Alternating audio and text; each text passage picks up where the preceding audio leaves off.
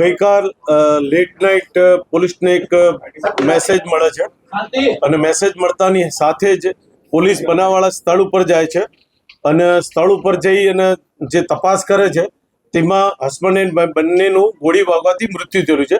આમાં હકીકત એવું છે કે એનઆરઆઈ ટાવર છે વસ્ત્રાપુરમાં, એનઆરઆઈ ટાવરમાં 5મા માળે 502માં આ ઘટના ઘટી છે, જેમાં આખામાં મરણ જનાર છે રાજેશ્વરી બા યશરાજસિંહ ગોહિલ છે અને બીજા છે યશરાજસિંહ દુર્ગેશસિંહ ગોહિલ.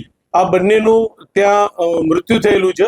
આમાં હકીકત એવું છે કે સૌ પ્રથમ આ બંને કપલ પોતાના કોઈ સગાને ત્યાં જમવા ગયેલા, જમીન પરત આવી અને પોતાની મધરને મળીને પોતાના બેડરૂમમાં સુવા ગયા. એ દરમિયાન અચાનક એમનો છોકરો મધરના બેડરૂમમાં આવીને કહે છે કે મારી રિવોલ્વરમાંથી ગોળી છૂટી ગઈ છે અને મારી વાઈફને વાગી છે, આપણે એને હોસ્પિટલ લઈ જવી પડશે. આ હકીકત જણાવતા મધર અને એનો દીકરો બંને જ્યાં એને ગોળી વાગી છે બેડરૂમમાં આવે છે. એ દરમિયાન એમના દીકરાએ 108નો ફોન કરેલો હોય છે.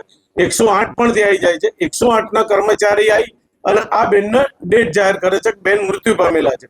એ ડેટ જાહેર કરતા 108નો કર્મચારી બેઠક રૂમમાં છે, પોતાના કંટ્રોલ રૂમમાં જાણ કરવા જાય છે કે ભાઈ આ એનું મરણ ગયેલું, પોલીસ મોકલી આ મેસેજ કરવા જતા આ ભાઈ જે યશરાજસિંહ ખરા એમને જાતે જ પોતાને ગોળી મારી દીધી માથાના ભાગે અને એ અવાજ થતા એમના મધર અને 108ના કર્મચારી બંને બેડરૂમમાં જાય છે. ત્યાં યશરાજે પોતે ગોળી મારીને લોહી ડોળા નીચે પડેલા હોય છે. આ મુજબની એક ઘટના બને છે.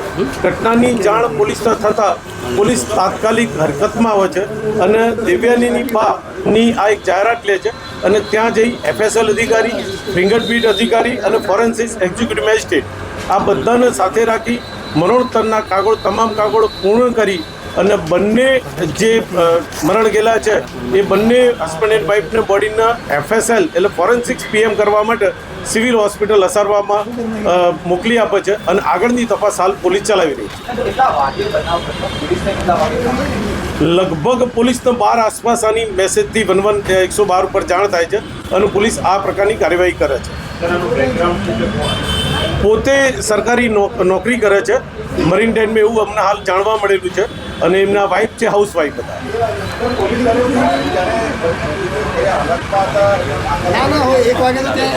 એમનું કહેવું તો અગાઉ મેં આપને જે જાણ કરી કે મારો દીકરો અચાનક એમના બેડરૂમમાં આવે છે અને મારી રિવોલ્વરથી ગોળી વાગી ગઈ છે એવા મુજબની જાહેરાત કરતા આખી હકીકત આ પ્રકારની બનવા પામે છે.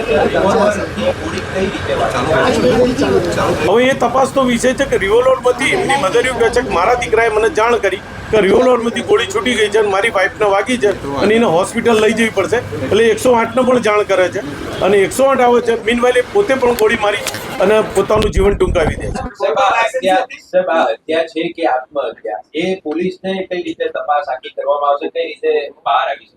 આ હકીકતની જાણવા સારું જ અમે FNCs PM માટે ફોરેન્સિક PM માટે લઈ ગયા છીએ ડેડ બોડીને અને PM નોટ આવ્યા પછી આગળની હકીકત ઉજાગર થશે કે ગોળી કેવી રીતે વાગી હતી, કેટલી ઊંડી વાગી છે, કેવા એંગલથી વાગી છે. આ બધા જ પ્રશ્નોનો જવાબ PM નોટ આવ્યા પછી આપણને મળશે. પ્રાથમિક તપાસમાં રિવોલ્વર લાયસન્સ વાળી છે એવું એમના સગાવાલાને જાણવા મળેલું છે, પણ તપાસ દંતે રિવોલ્વર પણ આપણે જમા લીધી છે અને આપણે FSLમાં મોકલી અને આગળની વિગતવારની તમામ પહેલુઓને સાથે રાખી તમામ વસ્તુઓને નજરમાં રાખી અને આગળની તપાસ અમે ચલાવી રહ્યા છીએ. બનાવ પહેલા ઘરમાં કોઈ ઝઘડો, અવાજ, કોઈ હકીકત સામે આવે છે? પરિવારના ત્યાં જમવા ગયા હતા, ત્યાં કોઈ માથાકૂટ ઘરે આવ્યા, એ સંજોગોમાં વચ્ચે શું બન્યું? આસપાસના લોકો નિવેદન શું? આસપાસના રાતનો સમય હતો, વોચમેનો હતા. બંને વોચમેન એને પૂછતા કે લોકો આયા છે. એ લોકો પછી આવીને ફરતી પાછા જ્યુસ પીધો છે. બિલકુલ યંગ કપલ હોવાથી એકદમ રાજી ખુશીથી બંનેને પૂછતા એવો એમના ફ્લેટમાં ગયેલા છે.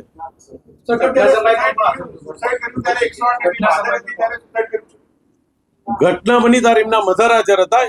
જે રૂમમાં ઘટના બની ત્યાં તો હસબન્ડ એન્ડ વાઈફ બે એકલા જ હતા. બાજુના રૂમમાં એમના મધર સૂતા હતા અને મધરના દીકરાએ જઈને જાણ કરી યશરાજસિંહે કે મારી રિવોલ્વરમાંથી ગોળી છૂટી ગઈ છે ને એને વાગી છે ને આપણે હોસ્પિટલમાં લઈ જવાની છે. એટલે જારા બીના બને છે, જારા વારદાત ઘટે છે તારે હસબન્ડ એન્ડ વાઈફ ને એની મધર બાજુના રૂમમાં હાજર હતા, બાકી બીજું કોઈ હાજર નહોતું. પોતાને ગોળી મારી ત્યારે 108 ની ટીમ હાજર હતી ને પોતાને ગોળી મારી.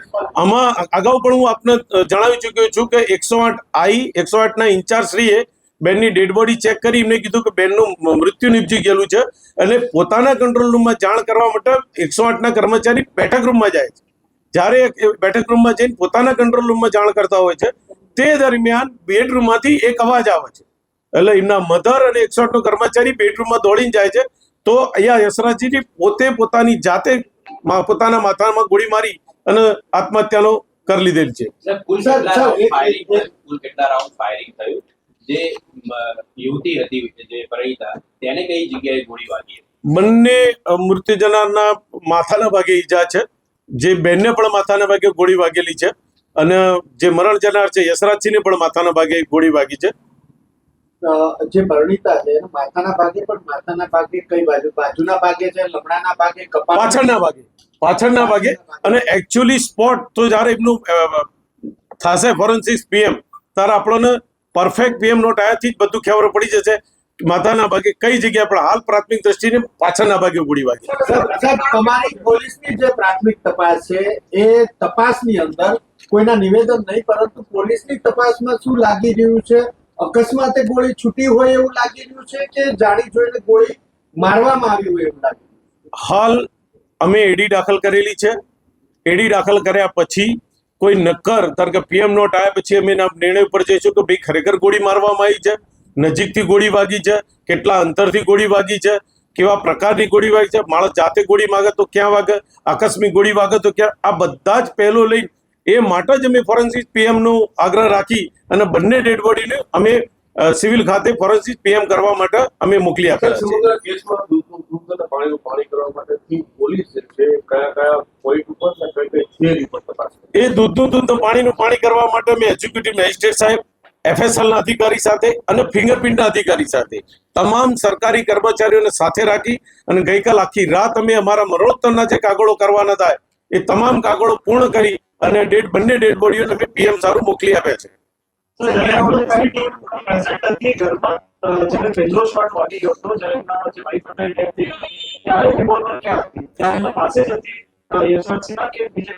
રિવોલ્વર એમની જોડે જ પડી હતી. પેલો તો માણસ આવ્યો 108 ના, એને ડેડ બોડી જોઈ અને એને કીધું બેન મરણ થયેલા છે. એ પોતાના કંટ્રોલ રૂમમાં જાણ કરવા માટે તરત બહાર જાય છે.